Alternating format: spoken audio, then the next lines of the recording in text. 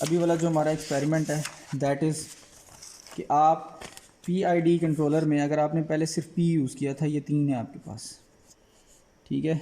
आप इसको किस तरह यूज़ कर सकते हैं, ओनली P यूज़ करें, अगर आपके सिस्टम पे डिपेंड करता है कि क्या उसको सिर्फ प्रोपोर्शनल की ज़रूरत है या उसको इंटीग्रल की भी ज़रूरत है। तो हम P इस्तेमाल कर चुके, अब हम PI करेंगे। PI का मतलब ये है कि एरर जो पहले था हमने सिर्फ फीड किया था प्रोपोर्शनल को और उसको हम सिस्टम के साथ यूज़ कर रहे थे, ठीक है। अब हम एरर इंटीग्रल को भी देंगे और इसको भी यहाँ पे सम करके आउटपुट को सिस्टम को देंगे, यानी KP प्लस KI/S, इन दो चीज़ों को यूज़ करेंगे, ठीक है। फिर अगर हम डेरिवेटिव को भी डाल दें इसमें, इसका मतलब ये तीनों चीज़ें ऐड हो जाएंगी और प्लस KDS, ठीक है। अब ये राइज टाइम कंट्रोल करता है, ये स्टेडी स्टेट एरर कंट्रोल करता है। Now what is steady state error, इसको चेक करते हैं, ठीक है। कनेक्शंस वही हैं, थोड़ी देर पहले आपको मैंने बता दिए थे कनेक्शंस किस तरह हैं। जस्ट आपने ये करना है कि आपने ये दो छोटे साइज वाले छोटी लेंथ वाले कनेक्टर लेने हैं, ठीक है। ये आपका एरर है, मैं आपको वापस बता देता हूँ, ठीक है। ये अगर आप देख लें ये एरर है, पहले सिर्फ P को फीड किया गया था, अब I को फीड करेंगे और वो भी आउटपुट के साथ एडर के साथ कनेक्ट करेंगे, ठीक है। तो ये मैंने एरर सब्ट्रैक्टर के आउटपुट दैट इज़ एरर ये फीड किया इंटीग्रल को, ये देख लें इंटीग्रल सर्किट है और ये इंटीग्रल की नॉब है जिससे मैं उसका गेन कंट्रोल करूँगा और ये मैं इसकी आउटपुट एडर को दे दूँगा तो मेरे पास इंटीग्रल आ जाएगा सर्किट में, ठीक है। अब ज़रा सर्किट की आउटपुट देखते हैं और मैं आपको समझाता हूँ इंटीग्रल का क्या काम है। अच्छा, प्रोपोर्शनल को हम मैक्सिमम रखते हैं ताकि हमें वो राइज टाइम भी अच्छा मिले, हमारा ग्राफ बेहतर आए, ठीक है। अच्छा जी, ये जो मेरे पास ग्राफ आया है इसको कोशिश करते हैं दोबारा जनरेट करने की, थोड़ा सा जल्दी मैंने जनरेट कर दी है। एग्जैक्टली विंडो के अंदर आपको जनरेट करके दिखाता हूँ।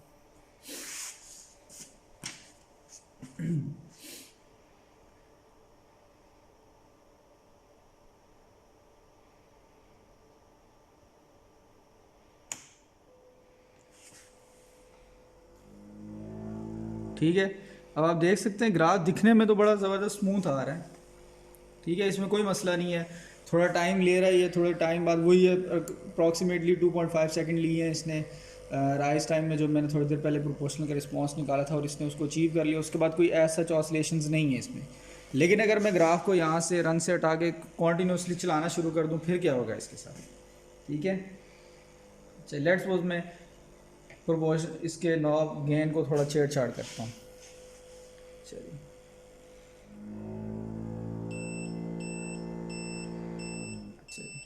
ये चीज़, अच्छा देखिए मैंने थोड़ी देर पहले स्टार्ट में आपसे कहा था कि वो ट्रैक करेगा रेफरेंस को, reference is in blue colour, ठीक है। ये देखिए मैं रेफरेंस को थोड़ा बढ़ा रहा हूँ, ठीक है। क्या उसने ट्रैक किया, बिल्कुल किया। थोड़ा जूम करके दिखाना इनको, हाँ यहाँ से। अब देखिए मैं ब्लू लाइन को नीचे ले आता हूँ, सॉरी ये येलो लाइन जो है that is channel 1, that is reference.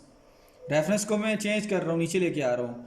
मेरी blue line that is current output, वो उसको ट्रैक कर रही है क्योंकि हमने फीडबैक लगाया और कंट्रोलर लगाया हुआ है ताकि उस जो भी वोल्टेज मैं उसको दे रहा हूँ ये उसको ट्रैक करे, ठीक है। अब मैं थोड़े वोल्टेज बढ़ा देता हूँ, ये देखें येलो लाइन में ऊपर लेके जा रहा हूँ, वोल्टेज बढ़ा रहा हूँ रेफरेंस के, तो सिग्नल मेरा उसको ट्रैक करने की कोशिश कर रहा है, ठीक है।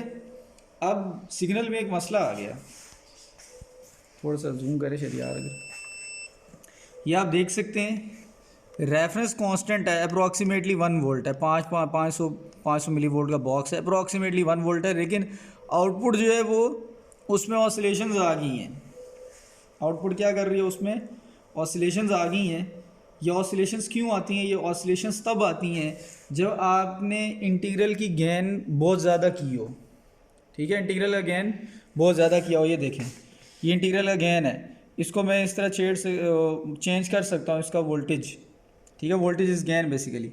तो अभी आप अगर देखें ये इस ग्राफ में कोई स्टेडी स्टेट एरर नहीं है। स्टेडी स्टेट एरर का मतलब मैं आपको समझा देता हूँ। बहरहाल पहला सवाल ये है कि जब इंटीग्रल आप यूज़ करते हैं उसको हद से ज़्यादा यूज़ कर लेते हैं तो वो ऑसिलेशंस ले आता है। आई थिंक मैं आपको लैब मैनुअल के अंदर भी दिखा देता हूँ, लैब नंबर 7 में this was proportional part and this is, ये देखें जी, के आई को इंक्रीज़ करते हैं, स्टेडी स्टेट एरर आपके सिस्टम में अभी नहीं था, ठीक है, उसको मैं आर्टिफिशियली किसी तरह जनरेट करवा लूँगा। बहरहाल राइज टाइम भी बढ़ाता है, वो ओवरशूट को बढ़ाता है और ऑसिलेशन आ जाती है, ये देख लें आप, ऑसिलेशंस आ गई हैं। तो इसका मतलब ये है कि मैंने इसके गेन को बहुत ज़्यादा बढ़ाया हुआ है, मुझे इसको कम करना चाहिए। अब मैं इसको आहिस्ता, बल्कि मैं इसको मिनिमम थोड़ा करने की कोशिश करता हूँ। अब ज़रा आप यहाँ पर रिस्पॉन्स को देखें, क्या ऑसिलेशंस कम होती हैं कि नहीं, ठीक है, ये देख लें, बिल्कुल स्मूथ हो गया, ठीक है। इसका मतलब सादा ज़ुबान में ये है कि इस सिस्टम में ये जो डीसी मोटर लगी हुई है, इसमें मुझे इंटीग्रल को डायरेक्टली इस्तेमाल करने की एज सच ज़रूरत नहीं है इतने रेफरेंस पे, 1 वोल्ट के रेफरेंस पे। क्यों? क्योंकि इसमें स्टेडी स्टेट एरर को ख़ास नहीं है, ठीक है। लेट्स सपोज मैं रेफरेंस थोड़ा चेंज कर देता हूँ, थोड़ा बढ़ा देता हूँ, ठीक है, ये मैंने बढ़ा दिया। क्या सिस्टम अभी भी ट्रैक कर रहा है? बिल्कुल ट्रैक कर रहा है। ब्लू लाइन और येलो लाइन, ये देखें, ब्लू लाइन और येलो लाइन, ये देखें एग्जैक्टली एक दूसरे के ऊपर हैं, आपको डिफरेंस नज़र ही नहीं आ रहा, ठीक है। अब रेफरेंस में थोड़ा और बढ़ा देता हूँ, ये मैंने बढ़ा दिया, ठीक है, अभी भी वो ट्रैक कर रहा है, थोड़ा सा और बढ़ा देता हूँ मैं, ये ट्रैक कर रहा है। अच्छा जी, अब मैं किस लेवल पे चला गया हूँ? 1 2 2 वोल्ट से ऊपर चला गया हूँ मैं, ठीक है। ये मेरा रेफरेंस है जो 2.2 या 2.3 वोल्ट है, और ये मेरा करंट आउटपुट है जो कि 1.5 और तकरीबन 1.75 वोल्ट पे जाकर रुक गई है। इसको कहते हैं स्टेडी स्टेट एरर, ठीक है, कि आपने रेफरेंस जो है आपका वो ये है, आपका सिस्टम जो है वो स्मूथ हो गया, रिस्पॉन्स स्मूथ हो गया, स्टेडी स्टेट में आ गया, लेकिन वो उस पोजीशन पे नहीं है जहाँ पे उसको होना चाहिए था, ठीक है। इस सिस्टम की ये लिमिटेशन है कि ये इतने 1.75 वोल्ट से ऊपर जो भी नज़र आ रहा है इससे ऊपर वो स्मूथ नहीं कर सकता, ठीक है। मैं इसको बेशक इंटीग्रल यूज़ किया जाता है इस काम के लिए, मैं इंटीग्रल को बढ़ा के और कम करके चेक कर लेता हूँ आपके सामने, ये देख लें, मैं इसको यहाँ से चेंज कर रहा हूँ सर्किट से नॉब को, लेकिन कोई फ़र्क नहीं पड़ रहा, ठीक है, ग्राफ में कोई एज सच फ़र्क नहीं पड़ रहा, ठीक हो गया। इसका मतलब ये है कि मुझे रेफरेंस जो है वो 1.75 की लिमिट के अंदर यहाँ पे रखना है, इससे अंदर, ठीक है, तब वो अच्छे तरीके से उसको करेगा, ठीक हो गया। अच्छा, डेरिवेटिव का क्या काम होता है? लेट्स सपोज मैं आपको ये समझा देता हूँ आर्टिफिशियली एरर जनरेट करके। डेरिवेटिव का ये काम होता है कि वो ऑसिलेशंस को डिक्रीज़ करता है। लैब मैनुअल से दिखा देता हूँ,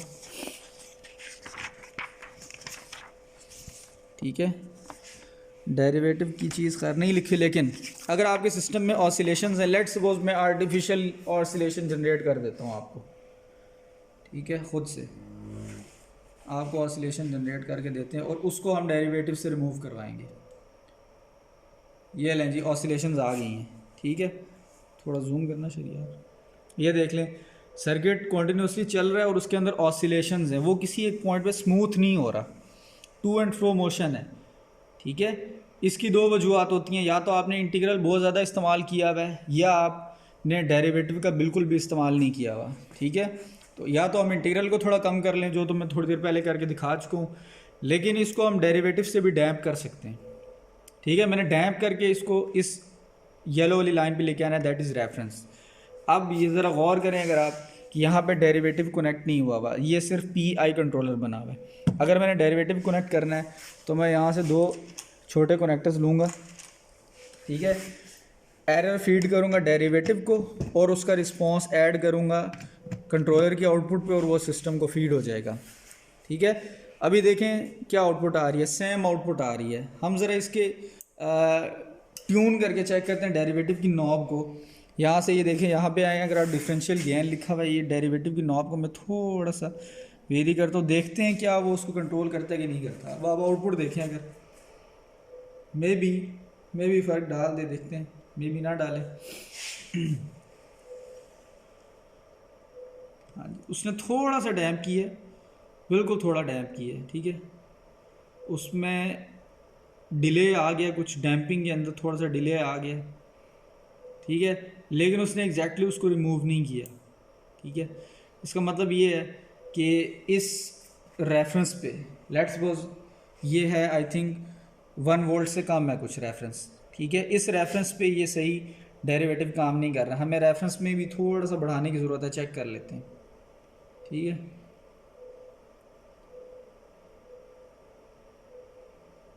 चलिए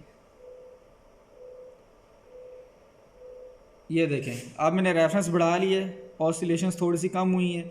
मैं डेरिवेटिव के गेन को चेंज करता हूँ, थोड़ा सा चेंज करता हूँ आपके लिए, ठीक है। थोड़ा जूम करें ताकि इनको ऑसिलेशंस जो है नज़र आएँ, ठीक है।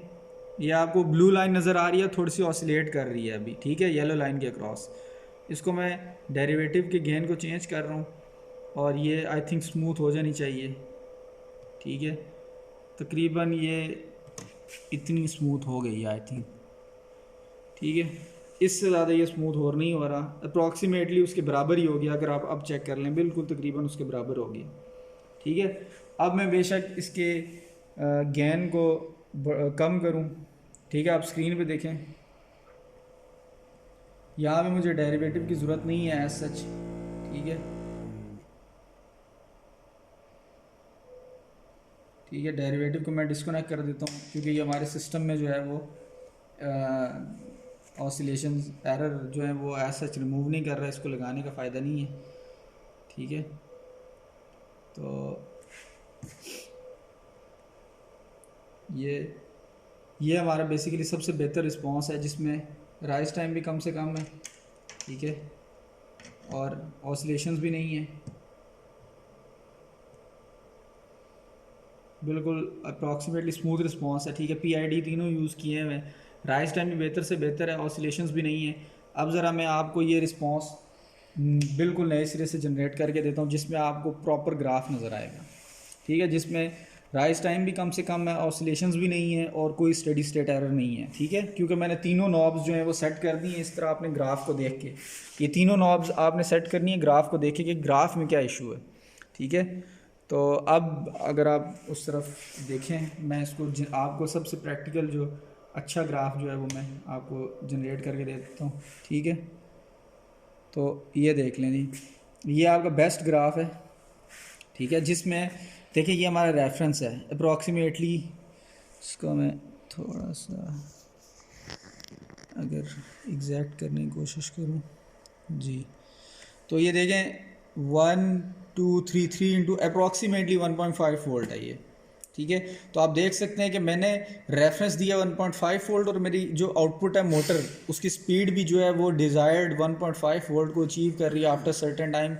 राइज टाइम भी कम से कम है क्योंकि मैंने राइज टाइम के केस में बताया था कि मिनिमम 2.5 आ रहा था मैक्सिमम गेन के लिए केपी के, और जब मैं उसको गेन को मिनिमम रखता हूँ तो वो बहुत ही स्लो जो है वो कर रहा था, राइज टाइम बहुत ज़्यादा आ रहा था जो कि ग्रेटर देन 4.5 सेकेंड्स था, ठीक है। वो उस वीडियो में आप देख सकते हैं, उस पहली वाली पार्ट 1 में। तो ये मकसद है, ठीक है। अब देख लें, यही ग्राफ अगर उस ओपन लूप के लिए होता तो उसमें हमने ये किया था, ये जो मेरा रेफरेंस था ये उस टाइम 5 वोल्ट था, बहुत ऊपर था, उसके लिए आउटपुट मुझे 1.5 मिल रही थी जो कि गलत थी। क्यों? क्योंकि मैंने सिस्टम ऐसा होना चाहिए जितना रेफरेंस हो उतनी ही आउटपुट भी उसको ट्रैक करे। अब ये देखिए क्लोज लूप में मेरा सिस्टम ऑटोमेटिक हो गया, आई थिंक 0 से 1.7 वोल्ट 1.75 वोल्ट, ठीक है। उस तक आप जो है अगर रेफरेंस चेंज करें तो ये आपका रेफरेंस टैग करके आपको देगा। रेफरेंस से ट्रैकिंग से क्या मुराद है, अगर मैं रेफरेंस को 0 के करीब लेके आऊँगा तो मोटर अप्रॉक्सीमेटली रुक जाएगी और जैसे जैसे मैं उसको बढ़ाऊँगा मोटर बढ़ेगी, ठीक है। मैं आपको रन करके दे देता हूँ, आप देख लें, मैं रेफरेंस 0 के करीब लेके आता हूँ, ठीक है। अब देखिए रेफरेंस जो है वो येलो लाइन है, मैं इसको 0 के करीब लेके आऊँगा, ये देख लें ब्लू लाइन उसको अचीव करने की कोशिश कर रही है। अगर मैं रेफरेंस को 0 कर दूँ तो मोटर को भी तो रुक जाना चाहिए ना, 0 वोल्ट को मैच करना चाहिए, देख लें मोटर रुक गई है, ठीक है। और अगर मैं यहाँ से रेफरेंस को थोड़ा सा बढ़ाना शुरू करता हूँ, ये देखें मोटर चलना शुरू हुई है, और अगर आप स्क्रीन पे देखें तो आहिस्ता आहिस्ता मैं रेफरेंस को बढ़ा रहा हूँ, मोटर ने उसको फिर से अचीव करना शुरू कर दिया। जितने वोल्टेज मैं रेफरेंस दे रहा हूँ उतने ही वोल्टेज मुझे आउटपुट पे वो पूरे करके दे रही है इन टर्म्स ऑफ स्पीड, ठीक है। तो ये एक्सपेरिमेंट था हमारा, मोटर की स्पीड कंट्रोल करना क्लोज लूप में, ठीक है। कोई भी आप लोगों का क्वेश्चन है आप सर्किट देख लें, ठीक है। सर्किट से अगर आपको कोई भी सवाल हुआ तो इंशाल्लाह आपके सवाल के जवाब देंगे, ठीक है। और